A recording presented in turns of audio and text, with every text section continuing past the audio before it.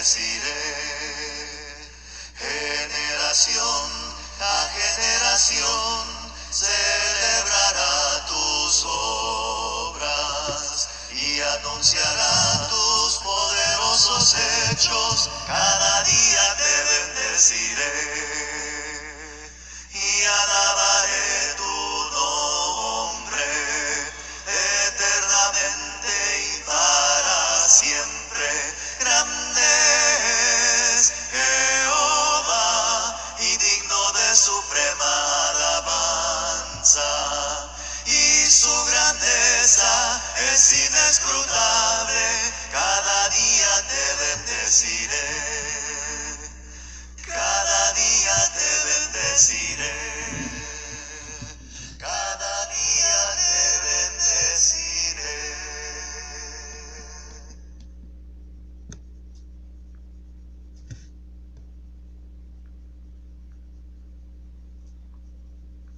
El libro de Mateo capítulo 21, versículos 12 y 13 dice lo siguiente: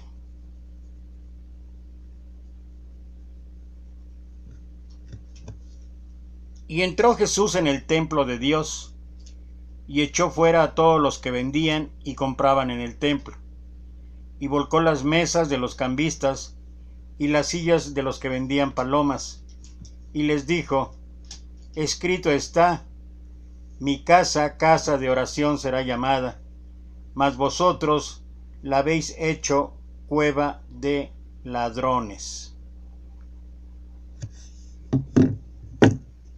Es duro llevarse un chasco. Es desilusionante cuando uno piensa que alguien está interesado en uno y se da cuenta de que está interesado en el dinero que uno tiene. Cuando los vendedores lo hacen es irritante, pero cuando lo hace el pueblo de la fe puede ser devastador. Es un hecho triste pero cierto. Se usa la religión para ganancia y prestigio. Cuando es así, suceden dos cosas: se explota a la gente y Dios se enfurece. No hay mejor ejemplo de esto que lo que sucedió en el templo allá en Jerusalén. Era la semana de la Pascua, la celebración más importante del calendario judío. La gente llegaba de todas las regiones y de muchos países. Había dos requisitos. Primero, el sacrificio de un animal perfecto. Bajo este disfraz de conservar el sacrificio puro, los vendedores vendían palomas, pero al precio de ellos. Segundo, había que pagar un impuesto en la moneda local. Sabiendo de la llegada de extranjeros, los cambistas situaban sus mesas y ofrecían cambiar la moneda extranjera por la local por unos, entre comillas, modestos honorarios. No es difícil ver qué indignó a Jesús. Los peregrinos viajaban largos días para encontrarse con Dios, pero antes de hacerlo eran llevados a los purificadores. Lo que se prometía y se entregaba eran dos cosas diferentes. Es importante para cada uno de nosotros hoy en día entender un poquito el significado de esto. ¿Por qué? Porque las situaciones, circunstancias y condiciones eran un tanto diferentes. Jesús entró en el templo y echó de ahí a todos los que compraban y vendían. Volcó las mesas de los que cambiaban dinero y los puestos de los que vendían palomas. Escrito está, les dijo: mi casa será llamada casa de oración, pero ustedes la están convirtiendo en cueva de ladrones. ¿Por qué se puso a tirar las mesas y echar fuera a los que estaban ahí? En el Antiguo Testamento estaba escrito que se tenían que hacer sacrificios para perdón de pecados, y había ocasiones en las que era necesario comprar palomas o ciertos animales para que fueran sacrificados. Pero entonces, ¿por qué se enojó tanto nuestro Señor? Algunos historiadores narran que los sacrificios se convirtieron en un gran negocio. Como todo negocio, había personas sin ética y se aprovechaban de las personas que acudían al templo para comprar su ofrenda y su sacrificio. Por ejemplo, se dice que había cierta conexión entre los sacerdotes y los mercaderes al no aceptar a los animales que traían, argumentando que no eran perfectos como lo pedía Dios y que era necesario que fueran y compraran otro con quienes estaban coludidos. La Biblia no nos da mucho detalle para conocer lo que más enfureció a Jesús, pero lo que sí sabemos es que nuestro Señor tiene conocimiento pleno de lo que hay en nuestros corazones y pudo fácilmente reconocer las faltas que estaban cometiendo en su nombre. Este pasaje no es para que se quede en la historia. Hoy en día debemos estar atentos a lo que sucede en las congregaciones o en las iglesias. Hace unos meses, alguien a través del correo electrónico mandó fotografías de la casa de un supuesto pastor. No tenía nada que las respaldara oficialmente, pero el hecho de que estaban circulando es porque probablemente algo tendría esa persona que se le podía reclamar. Hemos observado también eventos similares con la venta de artículos para oración u ofrendas. Un ejemplo de esto son las velas. En algunos templos tienen velas a la venta para hacer peticiones. No sabemos exactamente para qué sirvan. Lo que sorprende es que existan de diferentes tamaños y obviamente con ello de diferentes precios. Esto querría decir que aquel que compra la más grande, mayor probabilidad tiene de ser escuchado. Si bien los líderes deben estar al pendiente de las congregaciones o iglesias, es nuestro deber como participantes de cuidar nuestros grupos de aquellos que busquen desviarlos de su propósito original, que sería siempre alabar y glorificar a Dios. No se trata de criticar a aquellos que tienen errores, sino de animarnos a nosotros como congregantes a estar alerta de las fallas que pueden surgir en nuestras congregaciones o iglesias.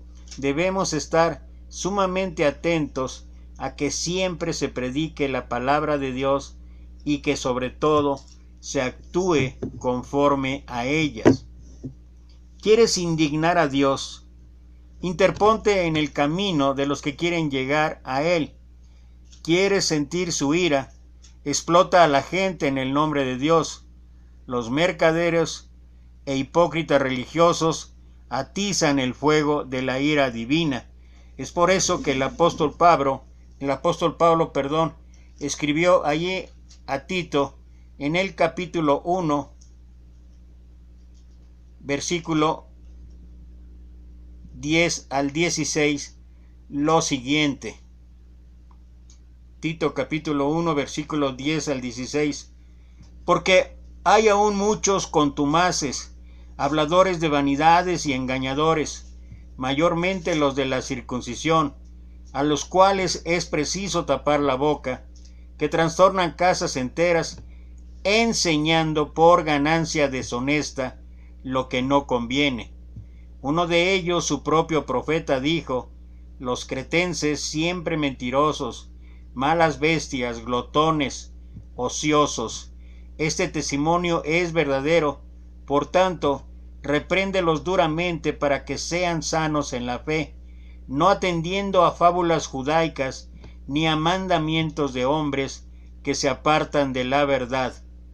Todas las cosas son puras para los puros, mas para los corrompidos e incrédulos nada les es puro, pues hasta su mente y su conciencia están corrompidas. Profesan conocer a Dios, pero con los hechos lo niegan, siendo abominables y rebeldes, reprobados en cuanto a toda buena obra. Creo que hay varias situaciones, hay varias características de aquellos que solamente enseñan por ganancia deshonesta. La cuestión es cómo debemos responder. Bueno, primero, escucha atentamente al evangelista de la televisión, analiza las palabras del predicador del radio, Escucha con detenimiento, con meditación y reflexión lo que oyes en una congregación o en una iglesia. Observa el énfasis del mensaje. ¿Dónde está el peso? ¿En la salvación o la donación? Escucha lo que dice. ¿Se necesita el dinero siempre para ayer? ¿Prometen sanidad y el cielo si das? ¿O el infierno si no lo haces? Cuidado, cuidado, hay que tener mucho cuidado. Hay que atender siempre lo que dice ahí Pablo también en la primera carta a Timoteo, capítulo 6, versículo 3 al 11. Si alguno enseña otra cosa y no se conforma a las sanas palabras de nuestro Señor Jesucristo y a la doctrina que es conforme a la piedad, está envanecido, nada sabe y delira acerca de cuestiones y contiendas de palabras, de las cuales nacen envidias, pleitos, blasfemias, malas sospechas, disputas necias de hombres corruptos, de entendimiento y privados de la verdad, que toman la piedad como fuente de ganancia. Apártate de los tales. Pero gran ganancia es la piedad acompañada de contentamiento, porque nada hemos traído a este mundo, y sin duda nada podremos sacar. Así que teniendo sustento y abrigo, estemos contentos con esto, porque los que quieren enriquecerse caen en tentación y lazo, y en muchas codicias necias y dañosas que hunden a los hombres en destrucción y perdición, porque raíz de todos los males es el amor al dinero, el cual, codiciando algunos, se extraviaron de la fe y fueron traspasados por muchos dolores. Pablo distingue de una manera coherente a quienes piensan que la devoción es un medio de ganancia financiera. Pero la misma Escritura habla acerca de lo que sucede a los que codician el dinero. Hay mercaderes en la casa de Dios. No te dejes engañar por su apariencia. No te dejes deslumbrar por sus palabras. Ten cuidado. Recuerda que Jesús limpió el templo. Los que están más cerca de él, aparentemente, son los que pueden estar más lejos de él.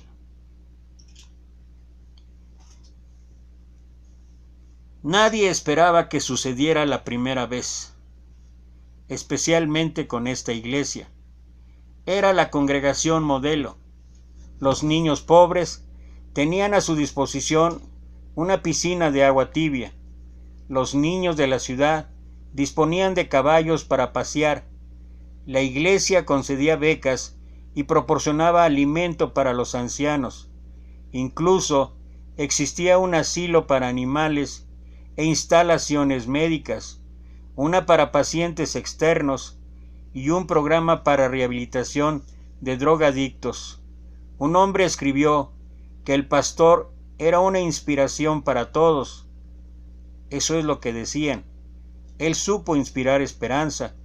Estaba realmente comprometido con el pueblo. Asesoraba a los prisioneros y delincuentes. Inició un centro de ubicación laboral. Abrió casas para convalecientes y hogares para retrasados mentales. Suministró asistencia legal gratis. Predicaba acerca de Dios. Incluso declaró que echaba fuera demonios. Hacía milagros y sanaba. Palabras arrogantes propias para quien parecía ser un poderoso líder espiritual. No solamente de un líder espiritual para muchos, sino también de la iglesia. ¿Dónde está hoy esa congregación?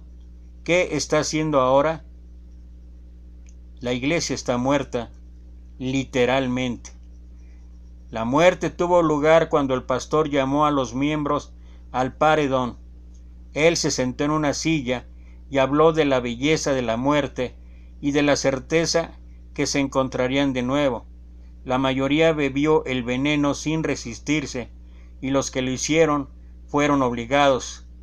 primero bebés, después niños, luego adultos, mujeres y hombres, líderes y seguidores, y finalmente el pastor. Todo estuvo en calma por unos minutos. Entonces comenzaron las convulsiones, gritos que llenaron el cielo de la Guyana, y fue una confusión general. Todo había terminado. Los miembros de la iglesia cristiana del Templo de los Pueblos estaban todos muertos. Los 780 y también su líder, Jim Jones. Toma nota y ponte alerta. Hay mercaderes e hipócritas en la casa de Dios. No te dejes engañar por su apariencia, ni deslumbrar por sus palabras. Cuidado. Jesús limpió el templo. Y nosotros, ¿qué nos toca hacer? Creo que una de las mejores formas de saber qué hacer es lo que ocurrió allá, lo que narra el libro de los Hechos, en el capítulo 17, versículo 10 en adelante.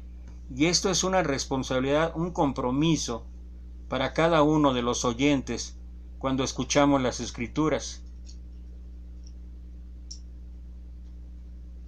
Dice Hechos capítulo 17, versículo 10 en adelante. Inmediatamente los hermanos enviaron de noche a Pablo y a Silas hasta Berea. Y ellos habiendo llegado, entraron en la sinagoga de los judíos.